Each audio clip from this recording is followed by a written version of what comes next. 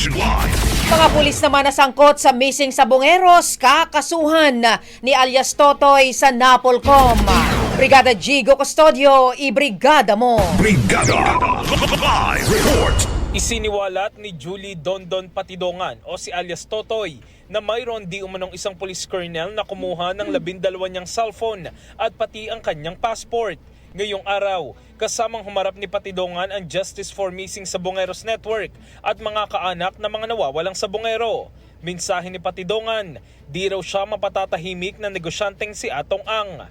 Ngayong hapon, nakatakda siyang magsampa ng kaso laban sa ilang pulis na nasa likod ng naturang krimen. Umaasa naman siyang may magmamatch na DNA sa mga kaanak na missing sabongeros sa mga labi na na-recover sa Taal Lake. In the heart of changing lives, ako si Brigada Jigo Custodio ng 105.1 Brigada News of Manila, the Music and News Authority. Brigada Balita Nationwide. Ang bahaging ito ay hatid sa atin ng Drive Max Coffee. Ligayang tuloy-tuloy.